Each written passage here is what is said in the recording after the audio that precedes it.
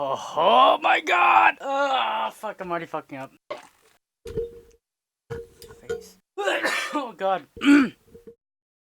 What is up, everyone? It's NgynMusic here, and I'm going to show you guys how to get your sub to pop out of the mix, but also how to create a sub and how to level it. As low end is something that I think a lot of people struggle with, especially new producers, as it's a hard thing to understand if you don't have good speakers or you don't know what to look for, what to listen for. So I have a track here that I made really quickly, and I'm going to let you guys listen to it. It's going to sound like this.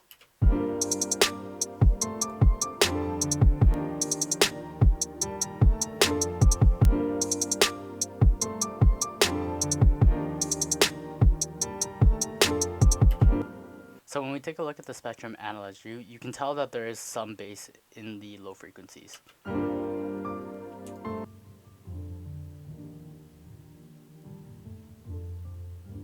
There is a couple things you can do first off to actually add space. You guys can cut out the low end of the instruments that you're using. So I'm going to cut out a little bit of the bass here in the piano. I'm going to mute the other chord. And then I'm going to take a look at these chords here. I'm going to do the same thing. I'm going to take out 120 actually, because these are actually the supporting chords for the piano. I use them just to add a little bit more ambience and space in the chords itself, even though the pianos are pretty ambient as they are. And then with these together,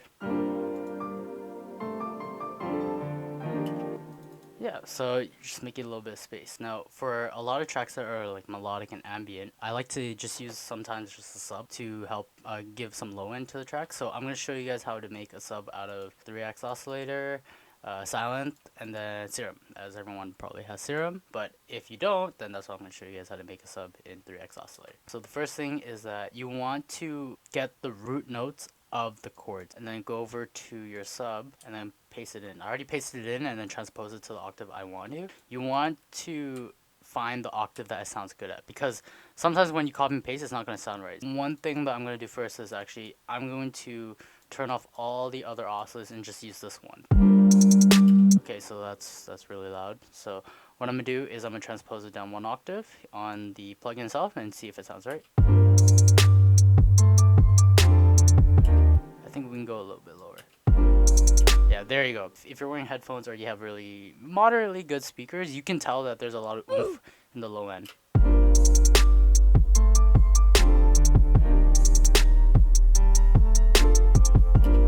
If you want a really clean sub, your best bet is to go with the sine wave. All it's doing is it's creating a fundamental frequency. Frequency it's playing at, that's the only thing it's going to be replicating. So if we look at the spectrum analyzer again, so all it's doing is actually just playing that note. If you used another waveform like a saw, there's a bunch of other frequencies that might help or might not. But right now, let's just add a sine wave. And already you can hear.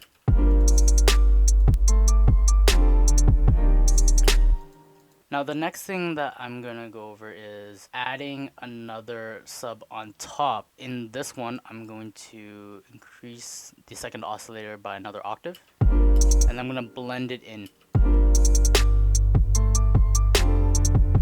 This is too much, right? So let's try maybe 20. If you really want, you can add another octave, and then this one you have to be really careful, because the higher the frequencies are for bass, the less you want of it, unless it's going to be like a reese or a kind of like a growl. You don't want too much overtones on top of the bass.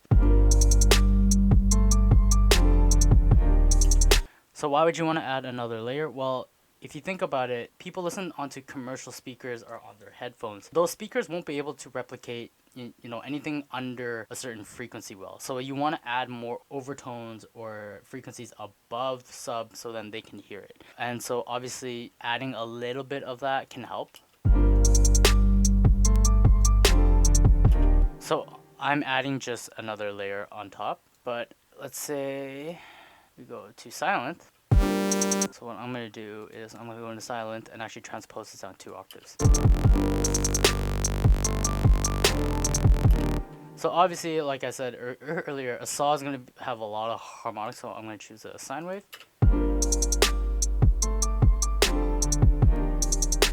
And then I'm going to add that extra harmonic on top. I'm just going to level it in.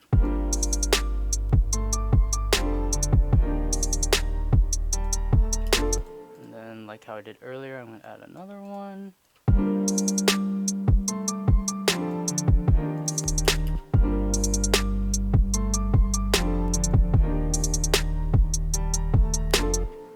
Alright, so the next thing that you might want is to add saturation. So why saturation? So what I was doing earlier, I was adding individual frequencies with oscillators. Now, when you saturate, it does that automatically, but it also does it in a harmonic way based on the fundamental that you play. If I add another one, like maybe another octave,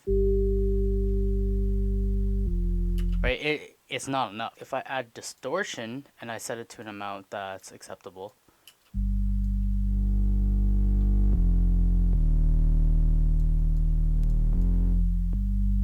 and keep in mind, different saturations do different things, but usually I'll use clip or overdrive.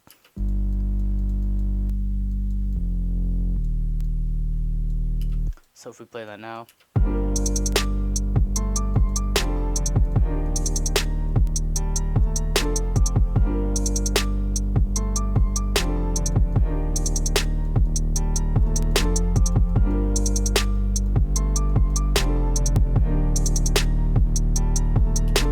if you're actually listening on like earbuds, you'll be able to tell that the bass actually now comes through a lot more. The reason why you would add saturation is so you get more frequencies that are added instead of just individually adding more frequencies on your own. I'm going to do it on Serum 2.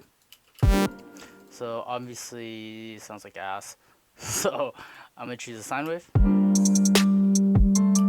Transpose it down 2 octaves. And the thing that I like about Serum is that there's wavetables, right? And different wavetables give you different harmonics. As you can see, there's a lot more peaks and valleys in the waveform, which adds more overtones into the bass. Compared to this. And then as you can tell, there is no saturation, but it sounds harmonically rich. And that might actually just be enough for a sub. Let's see.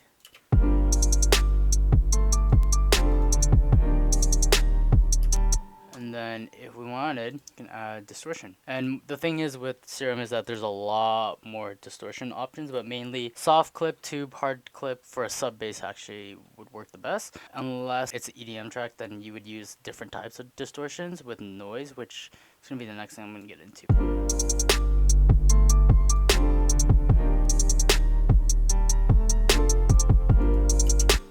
Okay, so the next thing is, let's say you use saturation and it's not working, or it just doesn't make sense for this track. Like obviously, you know, here if I added distortion, maybe it's just too much. Maybe it's just overpowering everything, right? What you can do is actually you can add noise to the sub bass. There are certain plugins, or you can just bounce out a piece of noise and just layer on top. I'm gonna take the last oscillator here, which was the 3 octaves, or actually 2 octaves above, and actually I'm just gonna make it some noise and I'm gonna level it.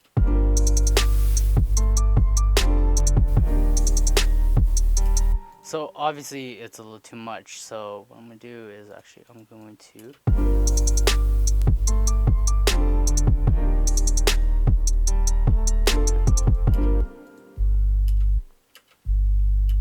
So why noise instead of saturation? Well, like I said, you know, sometimes saturating is going to do too much to your sub. Instead, you can just add noise to actually make it present in the mix. Right, even with this one. Let's say I take this one, turn it into noise, and then I'm just going to really...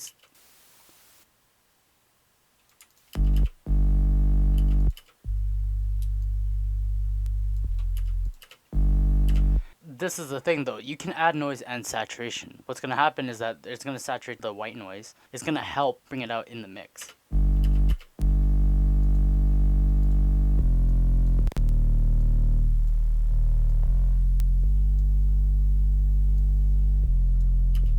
So if you play in the mix,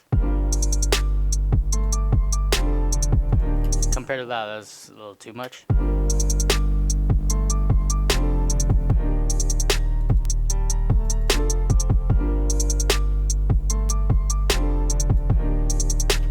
And when I turn it off, the sub is there, but having just a little bit of noise. I'm gonna do it in Serum. So with also Serum is that you have a lot of choices. So I like using J60.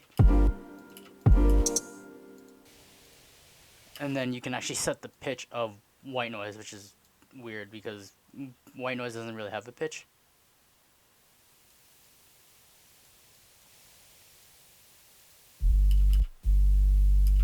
Let's see how that sounds like.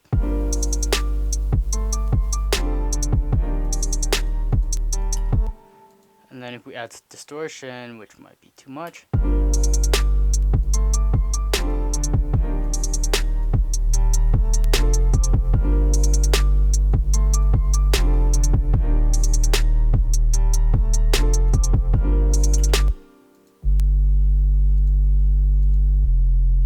Yeah, even just a little bit of white noise can actually be heard in the track if you add enough distortion.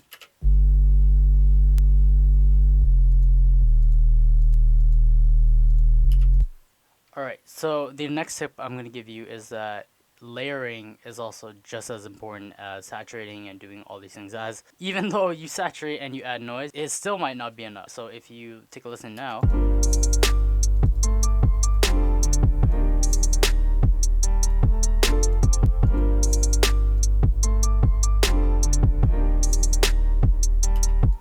like it's there, but you can tell that maybe you can add a little bit more. So we turn that down a little bit, and then we go back to this one. Listen to this one.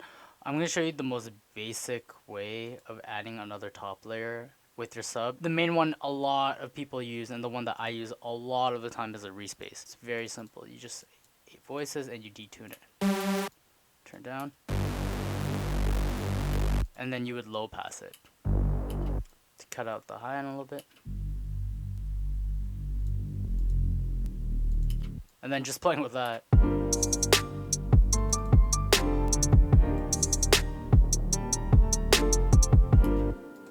then with this.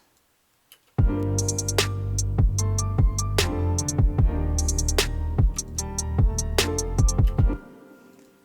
then adding the sub.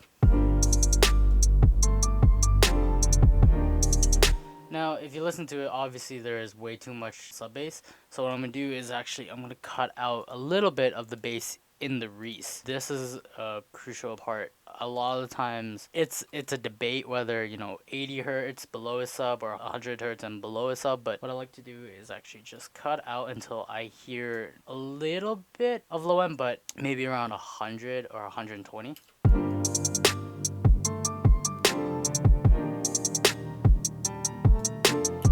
And then I usually like to use a really steep slope, because even if you do like a very moderate slope, you can tell there's still a little bit of frequencies at 40 hertz. Right. But if you switch it to a higher slope, so the sub from the Reese disappears. So once we add back this sub,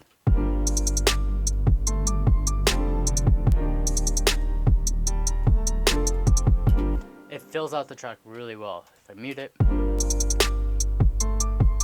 and then I add it back in.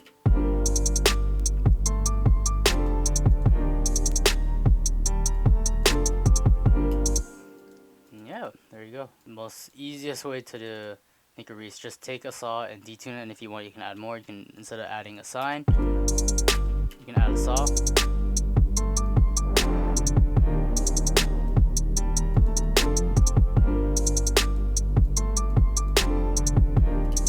And the same rules applies as before. You can distort it.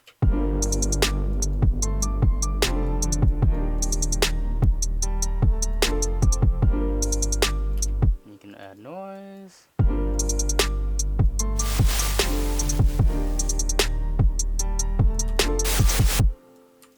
fucking keep doing that.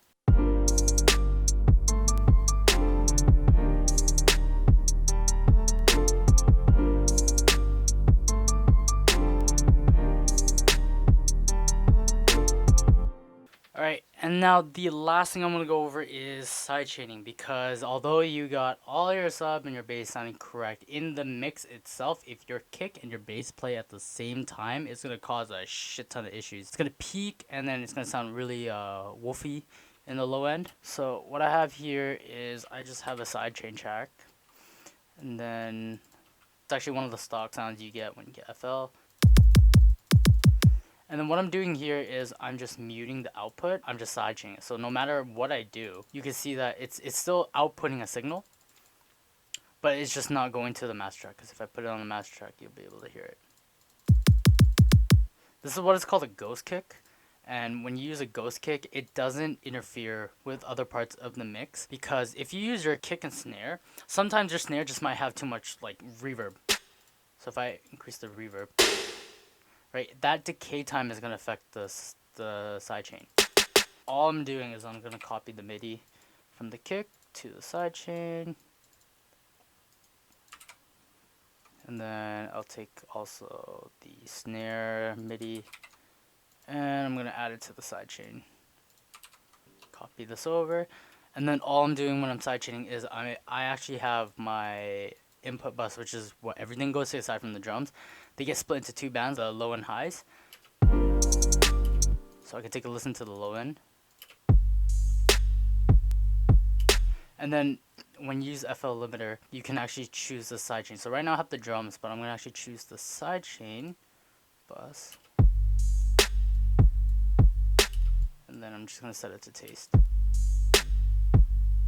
And then obviously if you have the release way too short, it's going to distort.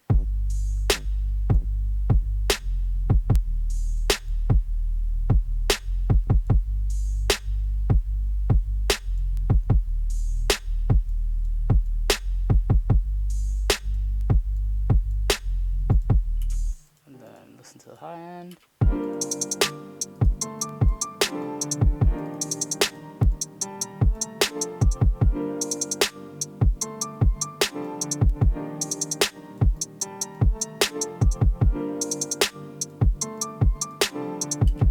Usually I like to have my low end, the sidechain to be at least 50 milliseconds, as usually a kick is going to be 50 milliseconds or so, depending on where the thump is. Usually the main fundamentals of where the kick is going to be around 40 to 50. Maybe the low end's a little drastic.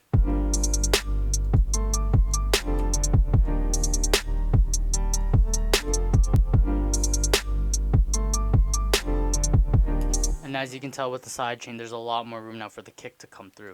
If I took it off, all you're hearing is the top end of the kick and the bottom end, and the phase of the bass is getting messed up.